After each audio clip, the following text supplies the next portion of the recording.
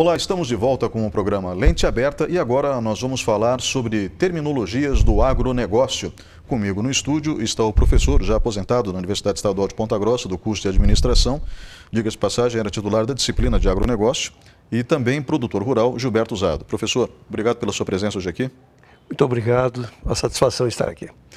Professor, nós entrevistamos no bloco anterior Mário Dijkstra, que é gerente de negócio agrícola e comercial da cooperativa Frisia, falando da Digital Agro, que é um evento muito interessante do ponto de vista tecnológico para o produtor rural da região.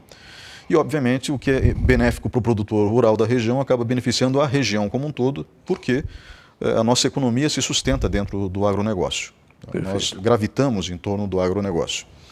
E tem um detalhe que eu acho muito curioso como profissional da área de jornalismo, da área de comunicação. Nós não dominamos, como público, a terminologia utilizada.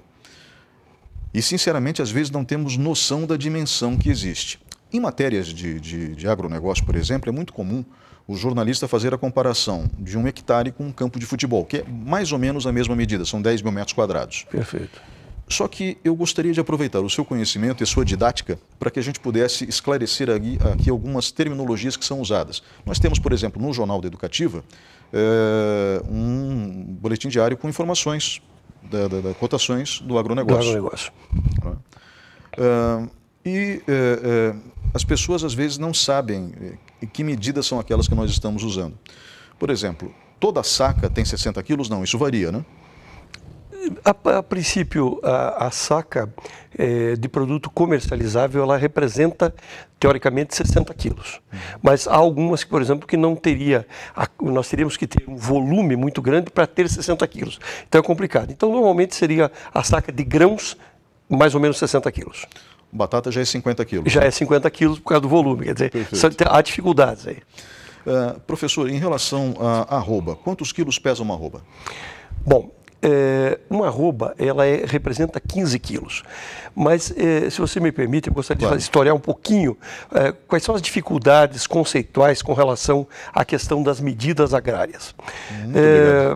O Brasil, ele tem uma história muito curta, muito recente, pouco mais de 600 anos aí nós temos, né, a partir do descobrimento.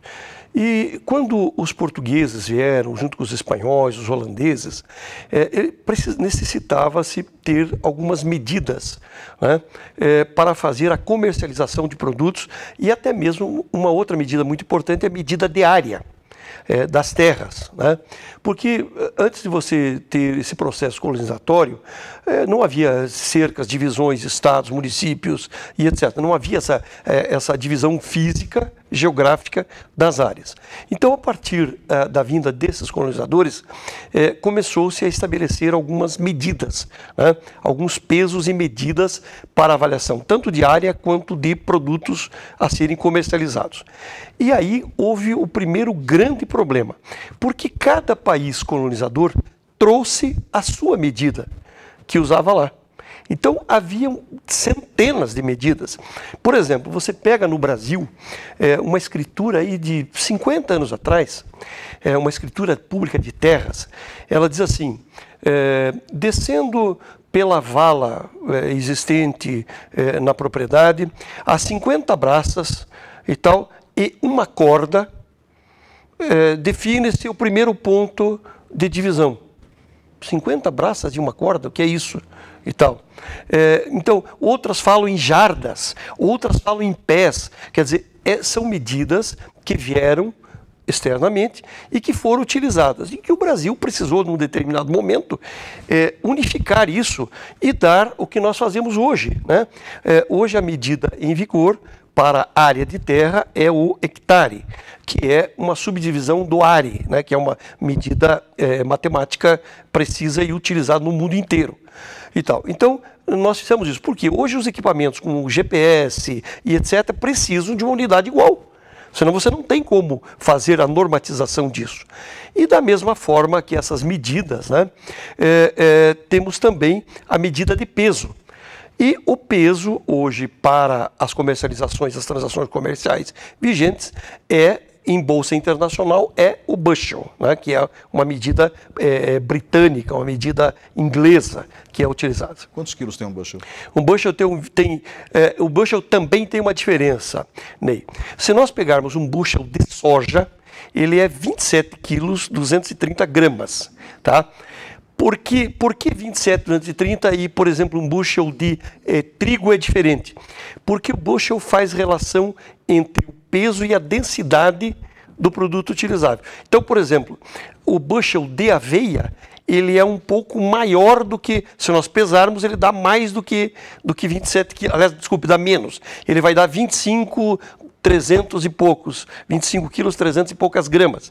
Então, ele é um pouco diferente.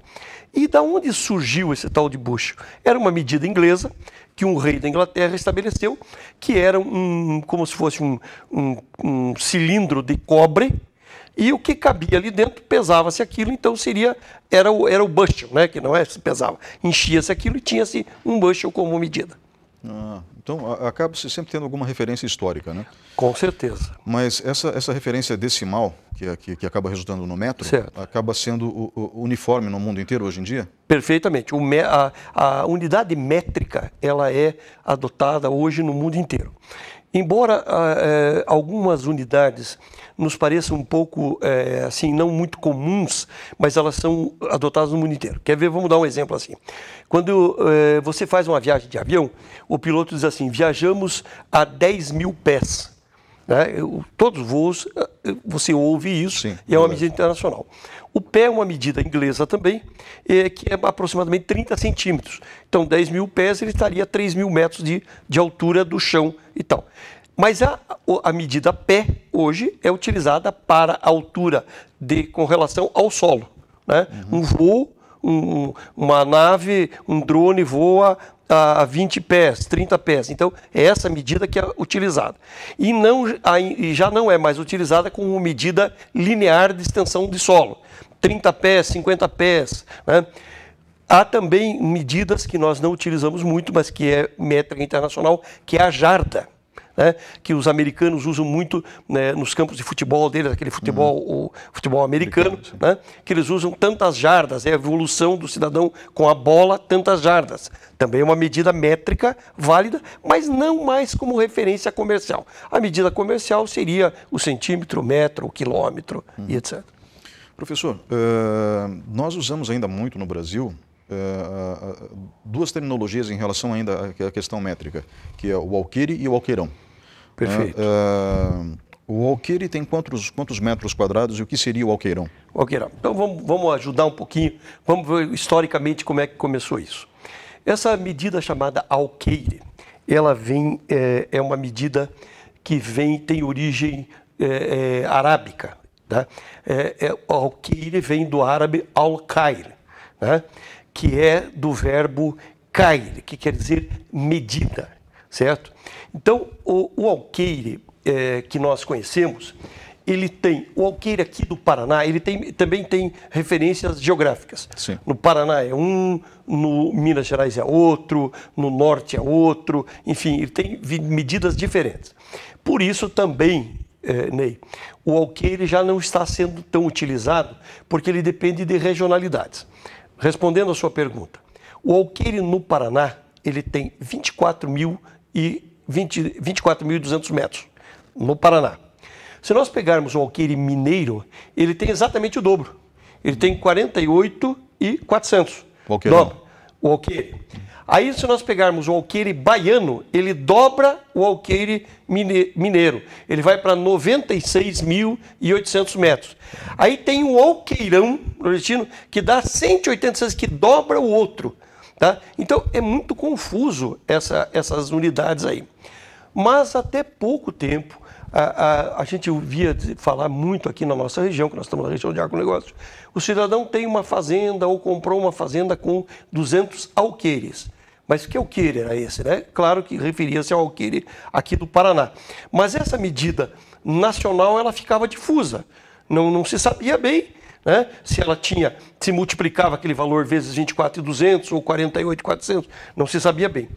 Por isso, a partir agora já dos anos 90, o INCRA e o Ministério da Agrário definiram como medida oficial o hectare, né, como sendo uma unidade de área equivalente a 10 mil metros quadrados. Então, todas as medidas oficiais hoje trata-se com hectares, que é uma subdivisão do área, que é 100 metros quadrados. Professor, existe alguma diferença, aproveitando essa questão de terminologia, saindo um pouco das medidas, existe diferença entre sítio e chácara? Ou é a mesma coisa? Veja, são terminologias também regionais, né? Um sítio e uma chácara, eu acho que tem uma diferença básica. O sítio me parece uma pequena unidade com produção. Tá? Ou seja, aquele cidadão que tem lá frango, tem 2 vaquinhas, produz um queijo, planta um pouquinho de verdura e tal, isso é um sítio. Me parece que a chácara é mais uma unidade de lazer. Tá? Uma pequena unidade de terra também de lazer, que pode até ter alguém lá que plante alguma coisa, faça alguma coisa, mas ela não é como uma unidade de sobrevivência. Me parece que o sítio é um local físico onde as pessoas, uma família ou mais, mora lá e produz e subsiste com aquilo que ela produz na sua área. Professor, eu acho que por hoje a gente já teve terminologia suficiente, mas eu vou convidar o senhor para vir outras vezes para conversar um pouquinho mais sobre agronegócio com a gente. O senhor vem? Pois não, claro, será um prazer, sempre uma satisfação, Ney. Então tá certo. Obrigado, professor. Obrigado. Nós vamos agora para um breve intervalo e voltamos em instantes.